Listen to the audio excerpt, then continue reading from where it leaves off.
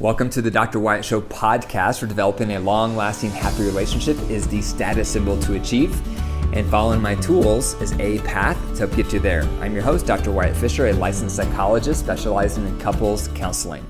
Be sure to sign up for my free Masterclass live next Thursday, December 14th at 12 noon on 7 steps to effective conflict resolution.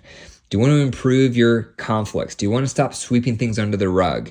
Do you want to start having some resolution? Do you want to address all the unfinished business? If you do, attend my free masterclass December 14th at 12 noon Mountain Standard Time. The link is in the description. I hope to see you there.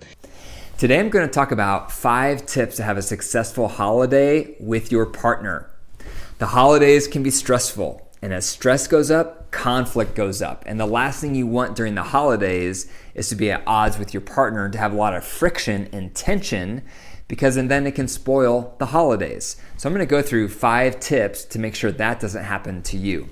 The first one is finances. If you haven't already, talk with your partner about how much should we spend on each other and on the kids. And you may need to compromise. Partner A may think you have to spend X amount. Partner B may think you need to spend Y amount. But strike a compromise. Try to meet in the middle if you have different expectations on how much money you should be spending on each other or on your children. Also, try to make sure you only pay for gifts with cash. Do not go into debt over the holidays for presents, because then when the holidays are over, the stress sets in with all the debt you just racked up. Instead, try to make the holidays a part of your budget. Think ahead about how much money you tend to spend on the holidays and then put that into your budget. So month by month, you're saving up for the holidays. You're saving up for Christmas. You're saving up for the presents. Then when the holidays come, you're not stressed because it's a part of your budget. And you get to pay in cash, so you're not going into debt for the presents. Number 2 is workload. If you're not careful, a lot of the workload around the holidays is going to lean toward partner A or lean toward partner B. And no one wants to feel like they're the ones carrying the bulk of the workload to pull something off. And often it feels like that around the holidays. One partner may feel like the majority of the work is on me. I have to do the decorating. I have to do the gift shopping. I have to do the cooking. Whatever it is, no one wants to feel like the majority of the work is on their shoulders. So talk about this with your partner. Talk about what are all the chores we have to do to pull off our holiday celebration, and how can we split it up? How can I do some? How can you do some? Which chores can we do together? That will help you feel like a team, and it will keep you away from feeling resentful during the holidays because you feel like it's all up to you to pull it off. That's never a good feeling, so make sure you don't do that. Number 3 is expectations. What are your expectations for the holidays? What do you want the day to look like when you're celebrating with your family? Do you want a lot of activities? Do you want a lot of calm time around the Christmas tree? What do you want the day to look like for you? And what does your partner want the day to look like for them?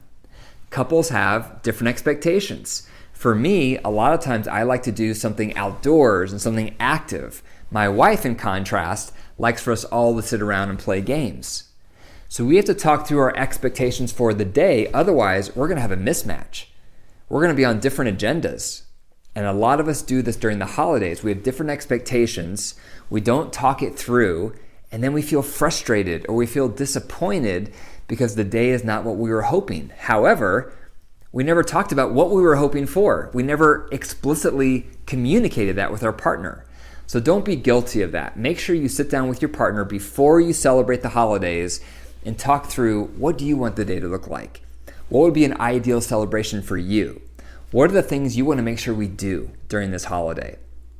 And then make sure you share what your ideas and what your thoughts are around that, and then try to find some compromises so that both of your expectations are being honored for the holiday. Number 4 is staying present. It's very easy to get so wrapped up in all the cooking and all the decorating and all the gifts, wrapping and all the preparations, that then we forget to be present with our loved ones because we're racing around and we're trying to finish everything, and it's really hectic and stressful. I'm guilty of this. We'll have a family gathering, we'll have everyone over at our house, but I'm so busy preparing or cooking or getting everything perfect that I don't sit down and interact with everybody and connect and enjoy myself. And so it's a balance, because obviously you'd want to prepare, you want to get everything ready, you want everything to look nice. That's normal. However, if you take that too far, then you miss out on the connections. You miss out on those conversations. You miss out on the laughter. You miss out on the games and the activities. So make sure you don't do that this season. Make sure you stay present, that you're mindful, that you work hard with your partner to pull everything off, but then you also sit down and connect and focus so you enjoy the holidays with your loved ones. Number 5 is staying connected. Because of all the craziness around the holidays, it's very easy for couples to feel disconnected. And you don't want to feel that. You don't want to go through this holiday season feeling like you and your partner are two ships passing in the night. But that's going to happen unless you're intentional. So what do you need to stay connected? Maybe that's getting up early and going for a walk together. Maybe it's going to bed early 1 or 2 nights during the holidays when you have family members there so that you can reconnect with your partner. Maybe it's going into your room throughout the day randomly for 5-minute pockets just to connect, to talk with your spouse about how are they doing, how are you doing, any concerns that may pop up. But intentionally think about how can you stay connected with your partner through the holidays. You may have visitors, you might be traveling, there's tons of preparations to do. So because of that, often our relationship gets squeezed out and then we feel disconnected. So there you are trying to have a good time, but meanwhile you feel distant and you don't feel very close. You feel disconnected. And that's not a good feeling to have, especially not during the holidays. So think with your partner ahead of time.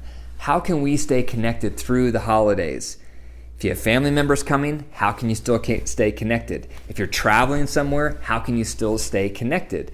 And it doesn't have to be anything elaborate. Just small pockets, small moments of connection go a long way. And that's how you can stay on the same page with your expectations. Because expectations of what you're each hoping will happen day by day is going to change. And so having these moments of connection will help you to clarify expectations, get back on the same page, and then you'll feel more like a team going through the day and going through the holidays. So I hope that you have a good holiday with your partner and with your family, and hopefully these 5 tips will help you get there. Number 1 is finances. Number 2 is sharing the workload. Number 3 is sharing your expectations so you're on the same page. Number 4 is staying present. And number 5 is staying connected. Thank you for listening to the Dr. Wyatt Show podcast. Be sure to sign up for my free Masterclass live next Thursday, December 14th at 12 noon on 7 steps to effective conflict resolution. Do you want to improve your conflicts? Do you want to stop sweeping things under the rug? Do you want to start having some resolution? Do you want to address all the unfinished business? If you do, attend my free Masterclass December 14th at 12 noon Mountain Standard Time. The link is in the description. I hope to see you there.